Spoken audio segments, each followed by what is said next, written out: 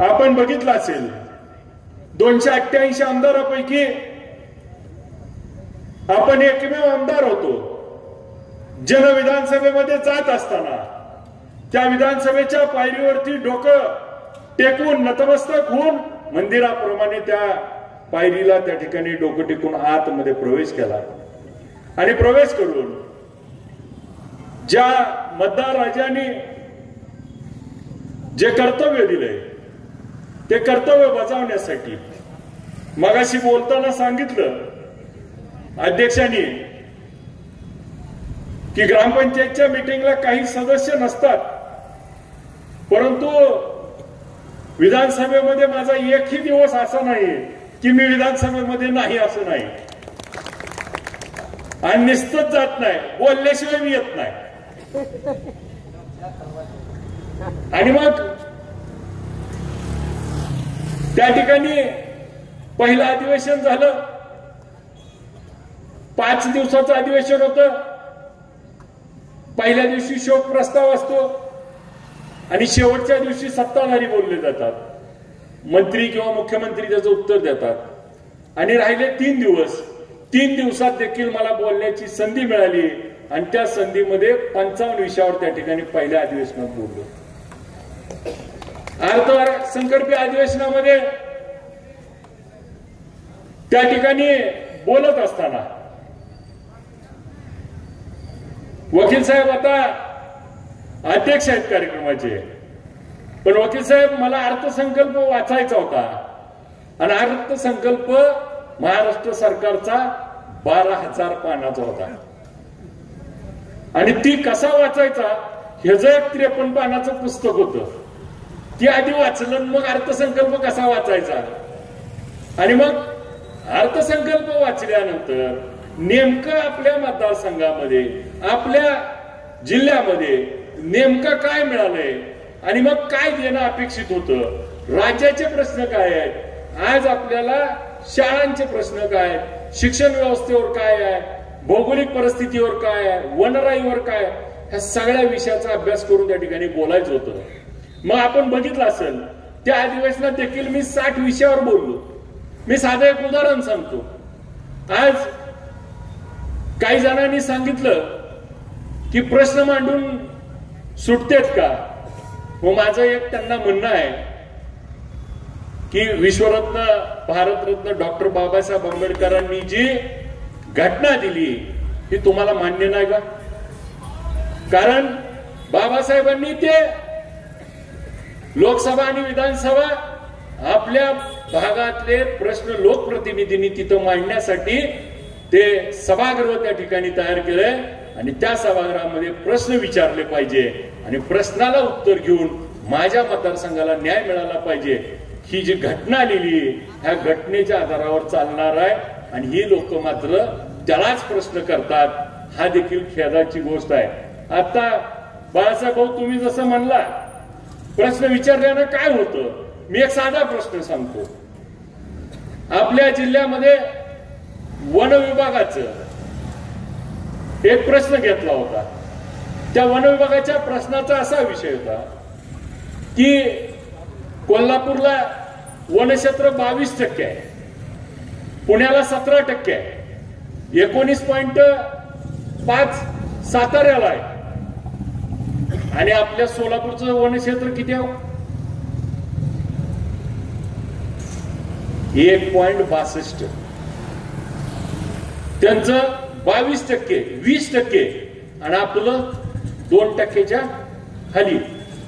आपल्या एकूण जमिनीवरती 20% झाडं असली पाहिजे असा नियम आहे, परंतु आपल्याकडे किती आहे ती 2% आणि मग मात्र आपल्याला दुष्काळाला सातत्यानं सामोरे जावं लागतं. मग हा विषय महत्वाचा नाही का. मग एका बाजूला सरकार म्हणतोय आम्ही एवढी झाडं लावली आणि कागदावर तर दाखवलं तर 3 मजल्याची झाडं लागली जातील, एकाच इतकी झाडं लावली ती, पण प्रत्यक्षात मात्र 2% पेक्षा आपण कमी आहे. आणि मग हे विषय त्या ठिकाणी प्रभावीपणे मांडणं अपेक्षित आहे.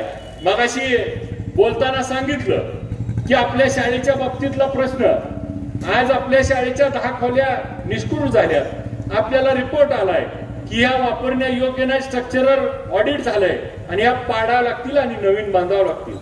मी त्याचं उदाहरण सांगतो की शिक्षण या विषयावर बोलत असताना सकाळी त्या दिवशी माझा 9:30 वाजता पहिला लक्षवेधी प्रश्न लागला होता आणि माझं शिक्षण या विषयावर बोलताना रात्री 12:16 नंबर आला होता. मग सकाळी 9:30 ते रात्री 12:16 सभागृहामध्ये बसून असल्यामुळं आणि मग नेमकी वास्तव्य काय आहे तर आपल्या महाराष्ट्रामध्ये आज देखील एका बाजूला आपण ऑलिम्पिक जायचं म्हणतोय, क्रीडा क्षेत्रामध्ये नाव करायचं आणि 13,000 शाळांना अजून ग्राउंड नाही. आज मुलींना 3600 शाळांना शौचालय नाही. एका बाजूला यायच्या जमान्यात कम्प्युटरवर चाललोय 5,500 शाळांना अजून लाईटच नाही आणि दुसऱ्या बाजूला 58,000 शिक्षक हे अतिरिक्त व्हायला लागलेत आणि 18 लाख विद्यार्थी महाराष्ट्रातले हे सरकारी शाळेतनं या ठिकाणी गेल्या 3 वर्षात कमी झाले. आणि मग हे विषय त्या ठिकाणी सभागृह मांडत असताना त्याचा अभ्यास करावा लागतो आणि त्या अभ्यासातनं मांडल्यानंतर आज त्या प्रत्येक प्रश्नातनं मग त्याच्या रिलेटेड प्रश्न आपण बघितला असेल. मोडलीमचं नाव तर त्या ठिकाणी मला ज्येष्ठ नागरिक संघानं सांगितलं की आम्ही मोडलीमचं नाव आपल्या विधिमंडळात निघालं, आम्ही मत टाकलेलं पिठलं असं मला त्या ठिकाणी बोलले होते. आणि मग मोडलीमच्या शाळेच्या बाबतीत देखील आपण बघितलं असेल, त्या 10 खोल्याच्या बाबतीमध्ये मुलींची शाळा आहे आणि इथं त्या ठिकाणी निधी दिला पाहिजे. तर त्याच्यावरती मला लेखी उत्तर आले की 5 खोल्या ह्या आपल्याला आता जिल्हा परिषदच्या डीपीडीसी किंवा सेस फंडातून दिल्या जातील आणि 5 खोल्यासाठी मात्र आपल्याला दुसरं नियोजन करू आणि ह्याचं आपण काम मार्गी लावू. आपल्या मागणीपैकी एक मागणी आपण त्या ठिकाणी पहिल्या टप्प्यामध्ये काही अंशी, आता डीपीडीसीचा निधी अजून त्या ठिकाणी सुटला नाही, पुढच्या येणाऱ्या महिन्यात 2 महिने 1 महिन्यात निधी येईल, त्यावेळेस मात्र आपण हे प्रामुख्याने आपल्याला आणि मग स्ट्रक्चरल ऑडिट त्या ठिकाणी पुन्हा एकदा करून ही शाळा जर आपल्याला तात्पुरती नवीन खोल्या बांधेपर्यंत वापरता येईल का याबाबत देखील आपण दुरुस्तीचा रिपोर्ट देऊन दुरुस्तीसाठी काही पैसे टाकून तात्पुरता आपल्याला काम करता येईल का ह्याच्यावर देखील रिपोर्ट द्यायला त्या ठिकाणी सांगितलंय आणि त्याचं देखील काम केलं जाईल. आज आपण बोलताना सांगितलं की मोडलीम नगरपंचायतच्या बाबतीमध्ये आपल्याला पण देखील माहिती आहे, विधानसभेमध्ये मी वारंवार हा प्रश्न घेतला आणि जसं मगाशी बोलताना साहेबांनी सांगितलं की ज्या त्रुटी होत्या त्या त्रुटी सगळ्या संपूर्ण होऊन आज मोडलीम आणि करकम ह्या दोन्ही त्या ठिकाणी फाईल परिपूर्ण त्या ठिकाणी आहेत. आज आपली भूमिका बरोबर आहे, पण मी आता तुम्हाला हे सांगायचं नसतं तरी आता सांगतो की या फाईलवरती राज्याचे उपमुख्यमंत्री एकनाथ शिंदे साहेबांची सही लागती आणि ती सही सुद्धा झालेली आहे.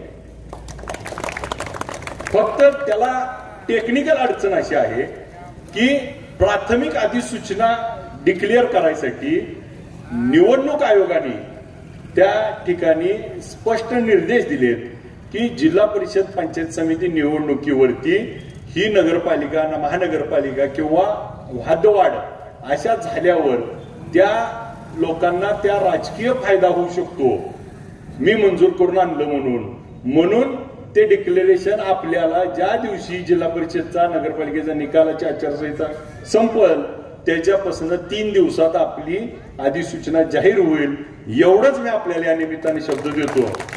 आणि तिथून 30 दिवसामध्ये त्या ठिकाणी त्याच्यावर हरकती कलेक्टर साहेबांकडे मागवल्या जातील. हरकती त्या ठिकाणी आल्यानंतर त्या हरकतीचा प्रस्ताव त्या ठिकाणी लगेचच आपण वर नेऊया आणि तुमची ग्रामपंचायत निवडणूक लागायच्या आधी हा व्हावा ही आपली भावना आहे.